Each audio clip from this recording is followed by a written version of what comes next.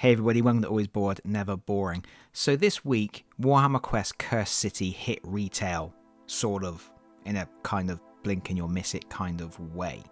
And this got me thinking, one of the things I like to do on my channel is try to make hobby gaming as accessible as possible, so I will occasionally do videos aimed at people who might be coming to a Games Workshop game for the very first time.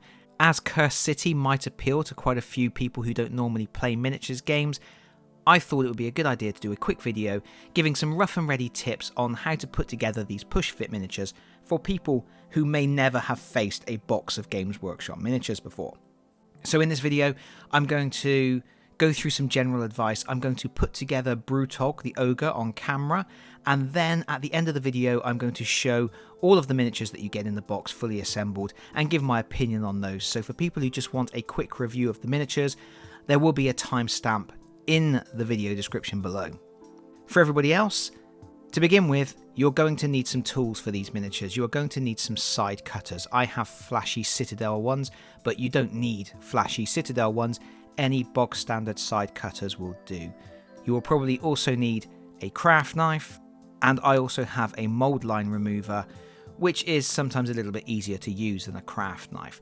So you do need some tools, even though these are push-fit miniatures which are designed to go together without glue. Of course, if you want to use glue, you can do.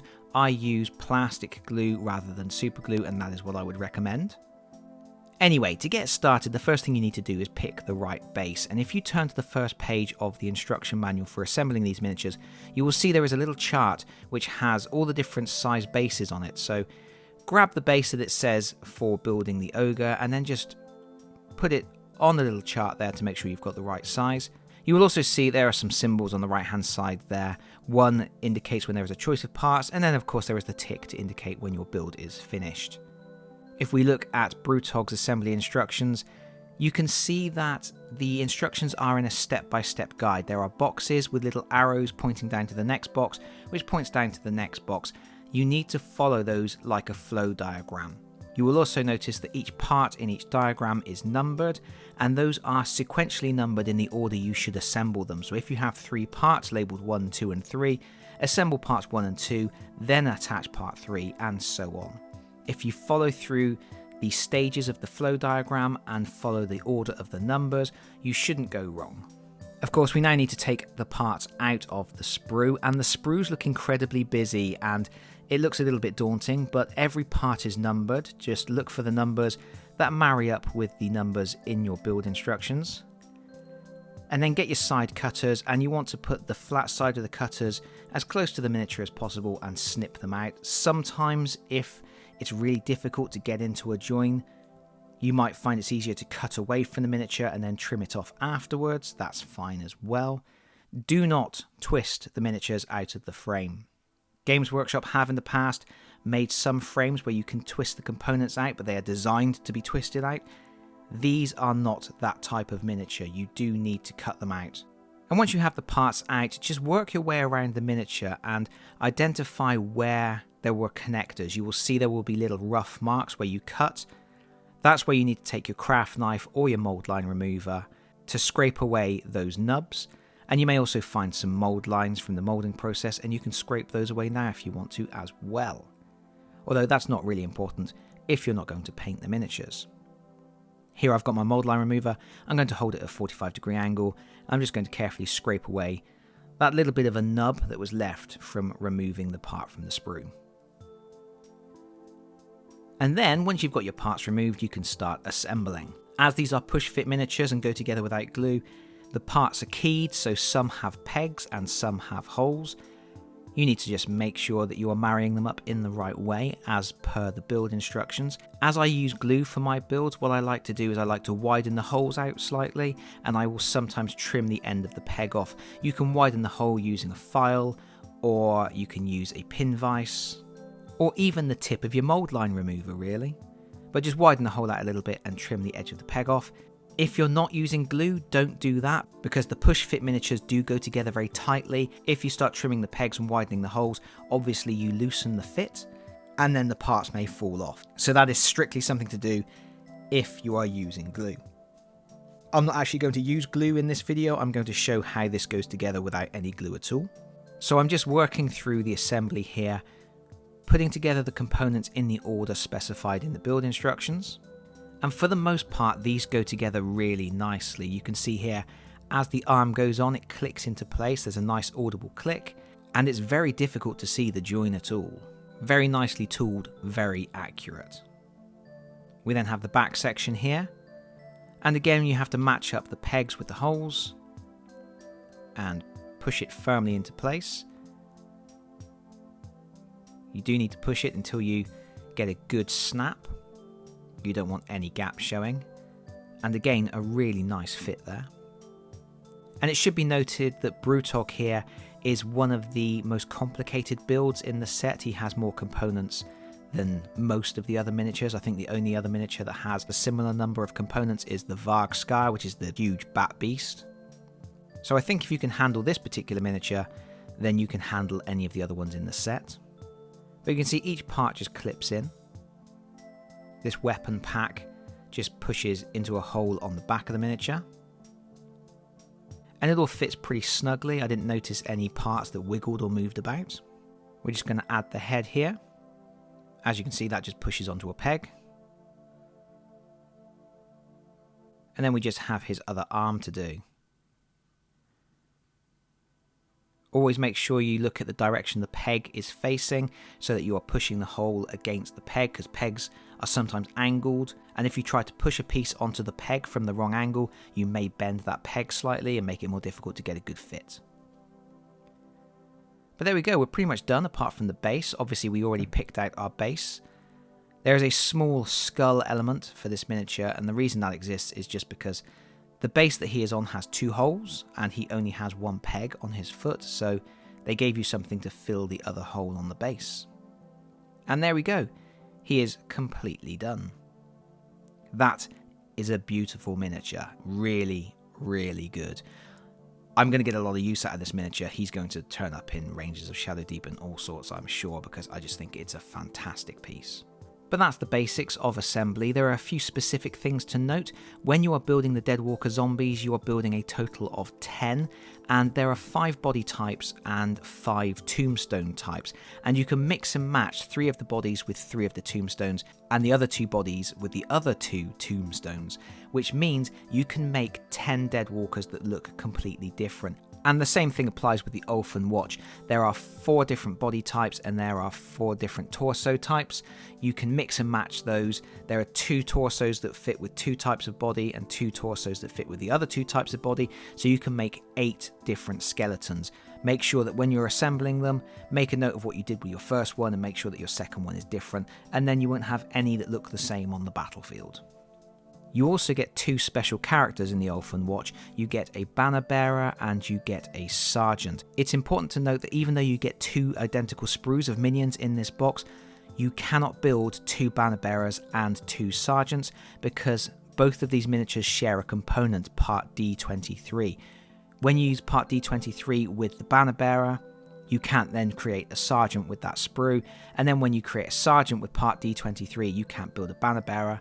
If you build 2 banner bearers by mistake, you basically won't have the components to build the sergeant. If you build 2 sergeants, you won't have the components to build a banner bearer, so make sure you build 1 of each. That sounds complicated, but it's not. And if you've done it right, at the end of the build process, you will have 3 components left over. And when added to your 8 Ulfen Watch, you will have 10 unique Ulfen Watch miniatures. The last thing to point out is an error I noticed. On the build instructions for the bat swarms, they list 2 different components as part D35. The big bat that they list as part D35 is actually part D33 on the frame. So watch out for that when you're doing the assembly. And now, on to the finished miniatures. This is obviously our ogre. A very nice miniature indeed. This is Kulathis, our archer. This miniature has some very thin components on it, and when you are removing the hair from the frame, be very careful how you cut it. Don't put too much pressure on the hair component. Next we have our noble. This is a really nice miniature, lots of character, reminds me very much of Janus Drake. Then we have our lore master, our spellcaster in the team. And this miniature, although it's a really nice miniature, you will notice some very obvious join lines on the back of the miniature. You will probably want to fill those with green stuff before painting because they are very obvious. Some of the most obvious on any miniature in the set. We then have our priestess. This is a really nice miniature. If you're using glue, it's probably worth not gluing the back component onto the miniature because that's going to be very difficult to get a brush inside to paint later on. We have our Caradhran Overlord with his harpoon gun. Really nice miniature. Lots of character, lots of detail, and one of the more interesting characters to play, I feel. We have our soldier, our Knight of Azir. Again, really nice miniature, lots of character. Not one of my favourite characters to play though. And then of course we have Jelson the Vampire Hunter. A truly wonderful miniature, I would say a highlight of the set. Onto the villains, we have Torgilius, the old man with all of his different pets. He has a bat and a raven and a little fox, cat, dog thing. Very busy miniature, not one of my favourites. Goes together really nicely, but he's a little bit too busy for me. Then we have Gorslav, who looks like he has just wandered in from Silent Hill. Again, another highlight of the set. Really, really good miniature. We have the leader of the Ulfen Watch. Just a really nice hero level skeleton character with a big halberd. We have our big beastie, the Vargskaya. I think a lot of the price tag of the game went into this guy. Really nice. Looks like he has leapt out of Bram Stoker's Dracula the movie. And then we have Radukar, the big bad. He has some quite obvious join lines on his cloak. Easy enough to sort out with green stuff. But also on the top of his hat as well. We then have the Kosagi. You get two of these in the poses shown here. Amazing miniatures, really, really good. Lots of character and not overly busy, not overly fussy, which I really like. You get the three vampires. These have the thin rapier swords and the very thin flowing hair. They are some of the pointiest miniatures in the game. You get 6 bat swarms, and you can see that there's a big bat in the middle. That's your boss bat. You get 2 of those, and then you get 4 regular bat swarms. These are fantastic, and I can see these getting used in lots of different games. And then you get 6 rat swarms. Again, 2 of the rat swarms have a big fat dire rat in them, which is the model in the middle. The problem with the rat swarms is I think they highlight a problem with push-fit miniatures. Each swarm actually comprises 3 lines of rats that you push together. So from the side they look really nice, but when you look at them from the front, it's very obviously 3 sets of rats that have been pushed together. You then have the Deadwalkers. You have 10 Deadwalkers and 2 Tombstones, and the Tombstones are used like spawn points that can be created during the game. And I still really don't like these zombies at all. I appreciate that Games Workshop were trying to do something that made their zombies different and made them look cool, but I just don't like them. I think there's too much going on. I don't like the tombstones on the top.